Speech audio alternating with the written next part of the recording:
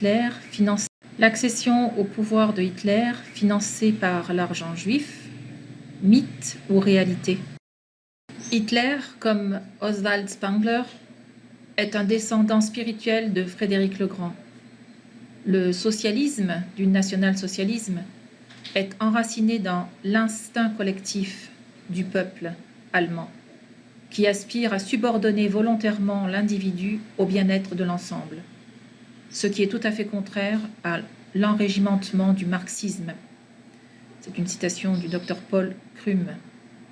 Marxisme dont nous sommes tous les victimes depuis des décennies, et cela va se confirmer dans les années à venir, malheureusement.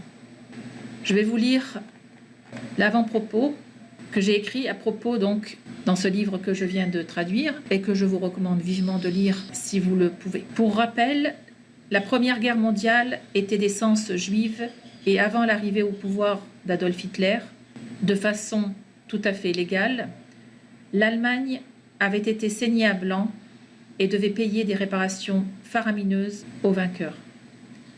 En outre, l'Allemagne comptait près de 10 millions de chômeurs et quelques 20 millions de personnes affamées. L'Allemagne était toujours sous le joug d'un blocus allié et des millions d'hommes, de femmes et d'enfants avaient déjà succombé à la faim. Sans aucun doute, l'un des mythes les plus pernicieux et persistants entourant Hitler et son parti est qu'il fut prétendument une marionnette de la finance internationale, des grandes entreprises et de l'argent juif. Cette accusation s'étend à divers médias indépendants, d'Alain Soral à vos dissidents favoris, en passant par les essayistes Pierre Hillard et Pierre Jovanovic. Les racines de ce mythe remontent aux années 1920, dans les cercles des rivaux politiques de Hitler, à savoir le Parti communiste allemand et la faction de gauche dure du NSDAP lui-même, les frères Strasser. Étant donné que ces derniers luttaient pour le pouvoir politique contre Hitler et avaient donc beaucoup à gagner à le salir afin de le couper de sa base, on peut comprendre le motif de ces accusations. Néanmoins, ces mythes persistent encore aujourd'hui. Sans exception, l'accusation selon laquelle Hitler aurait été financé par des banques juives est la pierre angulaire de toute étude sur Hitler. La réitération moderne de ces calomnies s'appuie principalement sur le livre d'Anthony Sutton, Wall Street and the Rise of Hitler.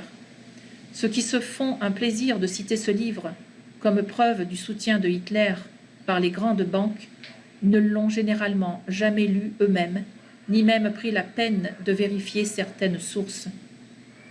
Le problème fondamental du livre d'Anthony Sutton est qu'il s'appuie fortement sur des mémoires écrits au lieu d'une documentation de première main. Par exemple, Sutton s'appuie sur l'ouvrage anonyme Hitler's Secret Backers, prétendument écrit par un certain Sidney Warburg, qui circulait dans les cafés de Berlin dans les années 1920.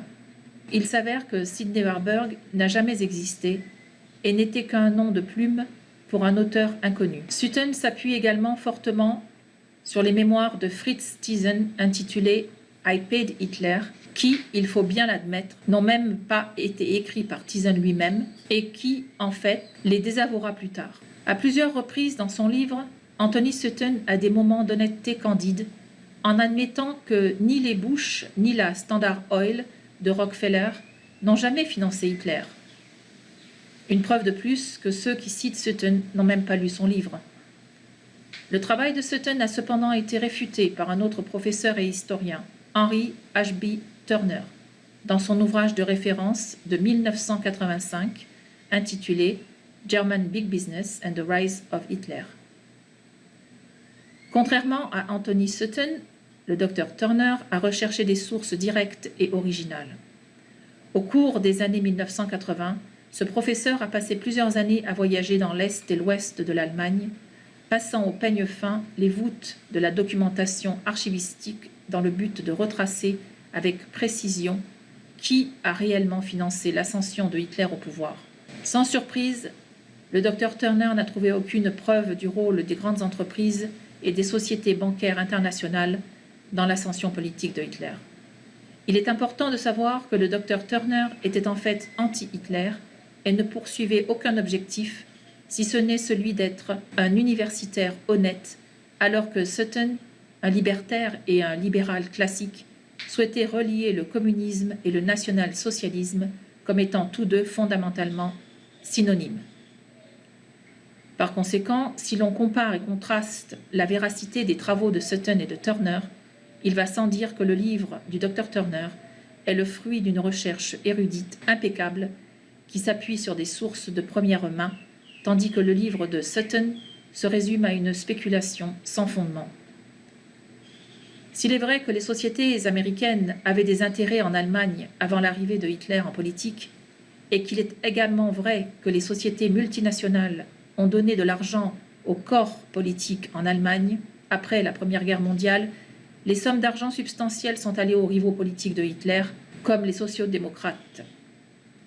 Le livre du professeur Henry Ashby Turner le prouve avec précision et le replace dans son contexte. Le livre du professeur Turner est disponible depuis 35 ans. Et pourtant, il est encore largement inconnu, alors que le livre de Sutton est connu de tous. En soi, cela en dit long sur l'agenda global de ceux qui contrôlent le récit de la Seconde Guerre mondiale. Au-delà de cela, il est tout simplement gênant et moins excitant d'admettre que Hitler n'était en fait pas un client des grandes entreprises et de la finance. En outre, à l'époque du plan Daves et Young, présidé par les banques prédatrices Goldman Sachs et JP Morgan, l'Allemagne était totalement redevable aux internationalistes de Wall Street. Hitler et le NSDAP n'ont pu échapper à leur contrôle qu'en adoptant des méthodes bancaires peu orthodoxes, comme par exemple l'émission de bons du Trésor. Pourquoi les banques internationales, qui avaient atteint le contrôle de l'argent, auraient-elles soutenu un mouvement politique dont elles savaient qu'il leur enlèverait leur contrôle sur l'Allemagne et même qu'il supprimerait leur monnaie basée sur la dette? Ce n'était pas un mystère pour les élites financières. Hitler a fait campagne tout au long des années 1920 en exposant ouvertement le modèle économique de Gottfried Feder, opposé au marché libre et à l'esclavage des intérêts. De même, le programme ouvert de Hitler visant à écarter les Juifs des postes de pouvoir, a permis à des banquiers d'élite comme Marx Warburg d'être démis de ses fonctions à la Banque du Reich et finalement expulsés d'Allemagne. Pourquoi les Warburg auraient-ils financé un parti dont ils savaient qu'il entraînerait ce résultat final catastrophique pour eux? Ces questions ne sont jamais posées ni abordées par ceux qui affirment que Hitler a été financé. Quand l'Allemagne s'est libérée des banquiers, ceux-ci ont déclaré la guerre à l'Allemagne. Mais si c'était vrai, quand on regarde l'ensemble des faits, l'accusation selon laquelle les Juifs auraient financé Hitler devient caduque. Helen Brown, une avocate de Los Angeles, en parle dans son livre « Web of Debt ». Lorsque Hitler est arrivé au pouvoir, l'Allemagne était désespérément ruinée. Le traité de Versailles avait imposé au peuple allemand des réparations écrasantes, exigeant que les Allemands remboursent le coût de la guerre à chaque nation. Ces coûts s'élevaient à 3 fois la valeur de tous les biens en Allemagne. Les spéculateurs privés ont fait chuter le mark allemand, précipitant l'une des pires inflations des temps modernes. Une brouette de 100 milliards de marks pouvait à peine acheter une miche de pain. Le trésor public était vide. D'innombrables maisons et fermes ont été perdues au profit des spéculateurs et des banques privées, pour la plupart contrôlées par des Juifs. Les Allemands vivaient dans des taudis. Ils mouraient de faim. Rien de tel n'était jamais arrivé auparavant. La destruction totale de la monnaie nationale, l'anéantissement de l'épargne des gens et des entreprises, le tout accompagné d'une dépression mondiale. L'Allemagne n'a eu d'autre choix que de succomber à l'esclavage de la dette sous l'égide de banquiers internationaux, principalement juifs, jusqu'en 1933, lorsque les nationaux-socialistes ont pris le pouvoir. À ce moment-là, le gouvernement allemand a contrecarré les cartels bancaires internationaux en émettant sa propre monnaie. Le monde juif a alors réagi en déclarant un boycott international contre l'Allemagne. Hitler a lancé un programme de crédit national en élaborant un plan de travaux publics qui comprenait la lutte contre les inondations, la réparation des bâtiments publics et des résidences privées et la construction de nouvelles routes, de ponts, de canaux et d'installations portuaires. Tout cela était payé avec de l'argent qui ne provenait plus des banquiers internationaux privés. La valeur prévisionnelle de ces différents programmes a été fixée à environ 1 milliard d'unités de la monnaie nationale. Pour le payer, le gouvernement allemand, et non les banquiers internationaux, a émis des lettres de change appelées certificats de trésorerie du travail. De cette façon, les nationaux-socialistes ont mis des millions de personnes au travail et les ont payés en certificats du Trésor. Sous le régime national-socialiste, l'argent de l'Allemagne n'était pas garanti par l'or, qui appartenait aux banquiers internationaux, mais était essentiellement un reçu pour le travail et les matériaux fournis au gouvernement. Hitler disait « Pour chaque marque émise, nous exigeons l'équivalent d'un marque de travail effectué ou de biens produits. » Le gouvernement payait les travailleurs en certificats. Les travailleurs dépensaient ces certificats sur d'autres biens et services, créant ainsi plus d'emplois pour davantage de personnes. De cette façon, le peuple allemand s'est sorti de la dette écrasante que lui avaient imposée les banquiers internationaux. En 2 ans, le problème du chômage a été résolu et l'Allemagne s'est remise sur pied. Elle avait une monnaie solide et stable, sans dette et sans inflation. À une époque où des millions de personnes aux États-Unis et dans d'autres pays occidentaux contrôlés par les banquiers internationaux étaient toujours sans emploi. En 5 ans, l'Allemagne est passée de la nation la plus pauvre d'Europe à la plus riche. L'Allemagne a même réussi à rétablir son commerce extérieur, malgré le refus des banquiers internationaux de lui accorder des crédits étrangers et malgré le boycott mondial des industries juives. L'Allemagne y est parvenue en échangeant des équipements et des marchandises directement avec d'autres pays, en utilisant un système de troc qui excluait les banquiers. L'Allemagne a prospéré car le troc élimine les dettes nationales et les déficits commerciaux. La liberté économique de l'Allemagne a été de courte durée, mais elle a laissé plusieurs monuments, dont la célèbre Autobahn, la première autoroute super extensive du monde. Hjalmar Schaar, un agent de Rothschild qui était temporairement à la tête de la Banque centrale allemande, en héritant du poste du gouvernement précédent en raison de la façon dont fonctionnait le transfert parlementaire de l'administration de la République de Weimar, a résumé la situation comme suit. Un banquier américain avait commenté « Dr Schaar, vous devriez venir en Amérique, nous avons beaucoup d'argent et c'est ça la vraie banque. » Mais Schaar a répondu « Vous devriez venir à Berlin, nous n'avons même pas d'argent, ça c'est de la vraie banque. » Il faut noter que Schaar a en fait soutenu les banquiers privés internationaux contre l'Allemagne et a même été impliqué dans des complots visant à assassiner Hitler, pour lesquels il a été arrêté et envoyé dans un camp de concentration par la suite. Pour son opposition à Hitler, il a été récompensé par l'abandon de toutes les charges retenues contre lui lors du procès de Nuremberg. Ce système économique a rendu Hitler extrêmement populaire auprès du peuple allemand. L'Allemagne a été sauvée de la théorie économique anglaise, selon laquelle toute monnaie doit être empruntée contre l'or détenu par un cartel bancaire privé et secret, comme la Réserve fédérale ou la Banque centrale européenne, plutôt qu'émise par le gouvernement au profit du peuple. Même les agents de désinformation, comme le chercheur canadien Henry McCoy, qui est lui-même juif, dit que la principale raison pour laquelle les banquiers ont organisé une guerre mondiale contre l'Allemagne était que Hitler s'était mis à dos les banquiers en créant sa propre monnaie, libérant ainsi le peuple allemand. Pire, cette liberté et cette prospérité menaçaient de s'étendre à d'autres nations. Il fallait arrêter Hitler. Fin de citation. Mako cite l'interrogatoire de 1938 de Rakovski, l'un des fondateurs du bolchevisme soviétique et un intime de Trotsky. Rakovski a été jugé dans des procès pour l'exemple en URSS sous Staline. Selon lui, la République de Weimar a été fondée par les banquiers internationaux par l'intermédiaire de l'agent des banquiers Al-Marsa. Les banquiers ont financé l'Allemagne afin de créer une révolution, comme ils l'avaient fait en Russie. Ce n'est pas Staline qui devait prendre le pouvoir, mais leur meilleur agent, Trotsky. C'est toutefois Hitler qui est devenu la plus grande menace lorsqu'il a commencé à imprimer sa propre monnaie. Staline est arrivé au pouvoir en 1922, soit 11 ans avant l'arrivée de Hitler. Rakowski a déclaré, je cite, « Hitler s'est emparé du privilège de fabriquer de l'argent, et pas seulement de l'argent physique, mais aussi de l'argent financier.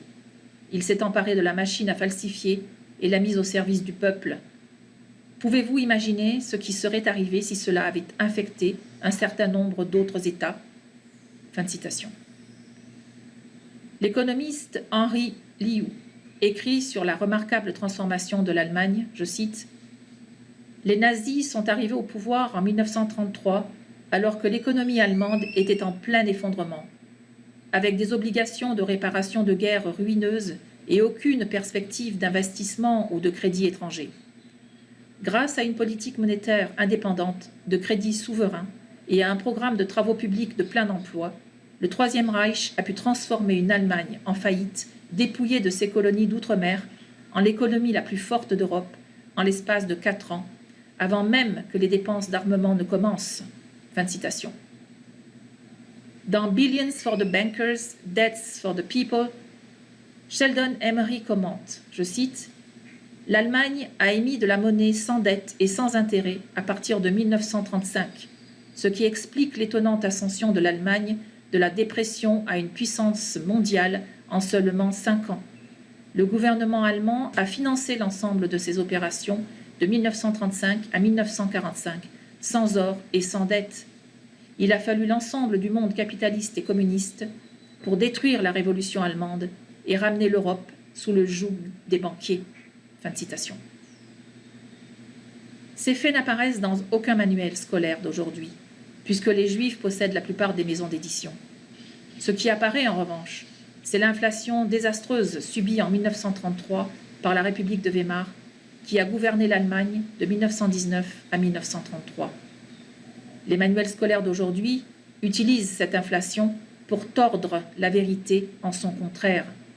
Ils présentent la dévaluation radicale du mark allemand comme un exemple de ce qui se passe lorsque les gouvernements impriment leur propre monnaie plutôt que de l'emprunter à des cartels privés. En réalité, la crise financière de Weimar a commencé par les impossibles paiements de réparation imposés par le traité de Versailles. Hjalmar Sar, l'agent des Rothschild, qui était le commissaire aux devises de la République, s'est opposé à ce que le gouvernement allemand imprime sa propre monnaie. Il a déclaré, je cite, « Le traité de Versailles est un modèle de mesure ingénieuse pour la destruction économique de l'Allemagne. L'Allemagne n'a pu trouver aucun moyen de maintenir sa tête hors de l'eau autrement que par l'expédient inflationniste de l'impression de billets de banque. » Fin de citation. Sarr reprend le mensonge du manuel selon lequel l'inflation de Weimar a été provoquée lorsque le gouvernement allemand a imprimé sa propre monnaie. Cependant, dans son livre de 1967, The Magic of Money, Sarr a vendu la mèche en révélant que c'était la banque privée du Reich et non le gouvernement allemand qui injectait de la nouvelle monnaie dans l'économie. C'est donc la banque privée qui a provoqué l'hyperinflation de Weimar. À l'instar de la Réserve fédérale américaine, la Banque du Reich était supervisée par des fonctionnaires nommés par le gouvernement, mais était exploitée à des fins privées. Ce qui a transformé l'inflation du temps de guerre en hyperinflation, c'est la spéculation des investisseurs étrangers qui ont vendu le mark à découvert en misant sur sa valeur décroissante dans le cadre d'un mécanisme de manipulation connu sous le nom de vente à découvert. Les spéculateurs empruntent un bien qu'ils ne possèdent pas, le vendent, puis se reprennent en le rachetant à un prix inférieur. La spéculation sur le mark allemand a été rendue possible par le fait que la banque privée du Reich, qui n'était pas encore sous le contrôle du national-socialisme, a mis à disposition des quantités massives de monnaie pour l'emprunt. Cette monnaie, comme la monnaie américaine aujourd'hui, était créée par des écritures comptables dans les livres de la banque. Ensuite, la monnaie fictive était prêtée avec des intérêts cumulés. Lorsque la Banque du Reich ne pouvait plus répondre à la demande vorace de marques, d'autres banques privées étaient autorisées à créer des marques à partir de rien et à les prêter avec des intérêts. Le résultat était une dette et une inflation galopantes. Ainsi, selon Sarr lui-même, le gouvernement allemand n'a pas créé l'hyperinflation de Weimar. Au contraire, le gouvernement national-socialiste a maîtrisé l'hyperinflation. Les nationaux-socialistes ont soumis la Banque du Reich à une réglementation gouvernementale stricte et ont pris des mesures correctives rapides afin d'éliminer la spéculation étrangère. L'une de ces mesures consistait à éliminer l'accès facile aux prêts d'argent fictifs des banques privées. C'est après cela que Hitler a remis l'Allemagne sur pied en émettant des certificats du Trésor. Sarr, l'agent des Rothschild, désapprouve cette monnaie fiduciaire gouvernementale et est renvoyé de la tête de la Banque du Reich lorsqu'il refuse de l'émettre. Il a été remplacé par un vrai national-socialiste, Walter Funk. Sarr a reconnu plus tard, dans ses mémoires, que le fait de permettre au gouvernement d'émettre l'argent dont il avait besoin n'avait pas produit l'inflation des prix prévue par la théorie économique classique, selon laquelle la monnaie doit être empruntée à des cartels privés. Ce qui provoque l'hyperinflation, c'est la spéculation incontrôlée. Lorsque la spéculation est associée à une dette détenue par des cartels bancaires privés, le résultat est un désastre.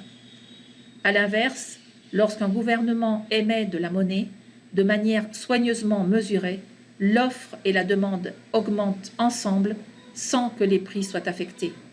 Il n'y a donc pas d'inflation, pas de dette, pas de chômage et pas besoin d'impôts sur le revenu. Naturellement, cela terrifie les banquiers, car cela élimine leur pouvoir. Cela terrifie également les Juifs, puisque leur contrôle des banques leur permet d'acheter les médias, les gouvernements et tout le reste. Par conséquent, à ceux qui se plaisent à dire « les Juifs ont financé Hitler », je vous demande de regarder les faits. Les faits montrent que tel ne fut pas le cas. En outre, le fait suivant a été établi par différents auteurs, notamment Arnold Lees et Benton Bradbury. Le bolchevisme et le communisme sont d'essence judaïque. Ne pas perdre de vue que le but premier de cet ouvrage consiste à démontrer que le national-socialisme et Adolf Hitler n'ont pas été financés par les grands groupes industriels allemands et non à juger de son programme politique.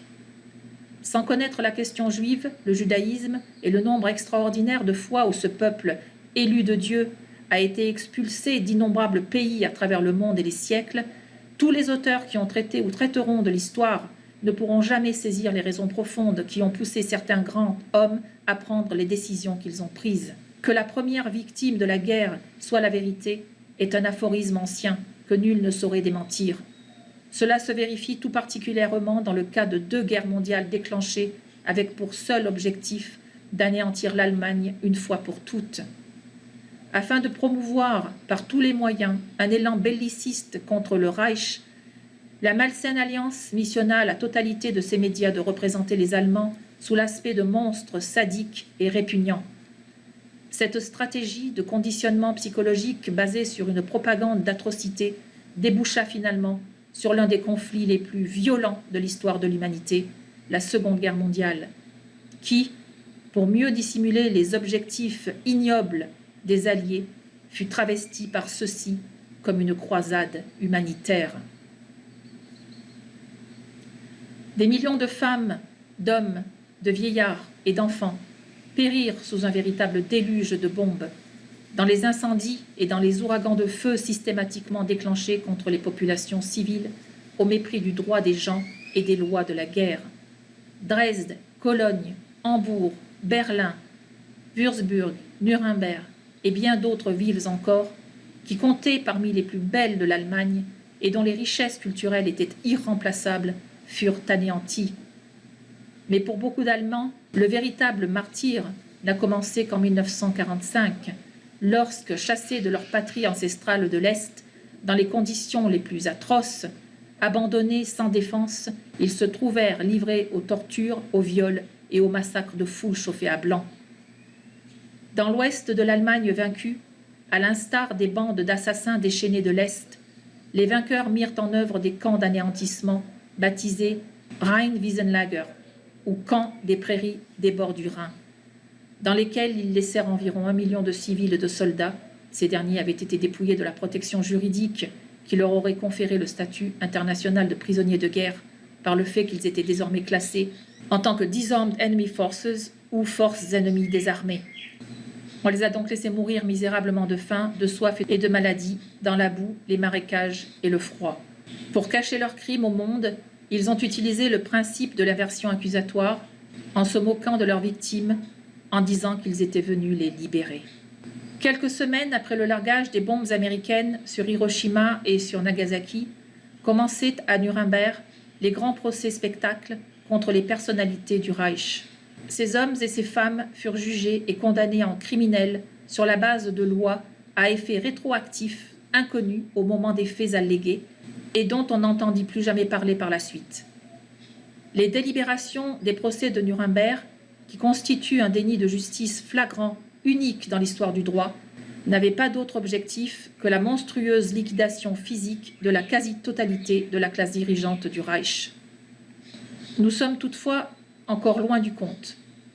Au cours des décennies qui suivirent Nuremberg, le génocide du peuple allemand fut perpétré avec toute l'autorité morale des plans magistralement élaborés des décennies plus tôt par des Ernest Hutten, des Theodor Kaufmann, des Louis Nieser, des Henri Morgenthau, des Ilya Ehrenburg et bien d'autres encore, en vue de l'asservissement et du métissage en profondeur des Allemands par l'importation massive d'étrangers. Par les jeux de la culpabilisation, de la destruction de la culture populaire traditionnelle, par la mise en place d'une culture étrangère et par celui d'une repopulation progressive depuis le début des années 60, tout s'est déroulé comme prévu. Par la suite, depuis la mise en place des crises mondiales de réfugiés, provoquées et alimentées par des appâts sociaux généreux, il devient clair que les peuples blancs voisins sont offerts en qualité de dommages collatéraux. Il est désormais évident que l'objectif ultime est la domination mondiale. Dans son livre « Le sale Boche raconté aux braves gens », Benton Bradbury démontre que la presse de la prétendue communauté des valeurs européenne est en réalité un diabolique instrument de sidération et d'intoxication. Comment s'expliquer autrement que des vainqueurs puissent tolérer de telles brutalités à l'encontre d'un adversaire en telle situation d'infériorité? Comment s'expliquer autrement que le peuple allemand pourrait se trouver spirituellement et moralement anéanti au point d'en venir à accepter sa propre disparition?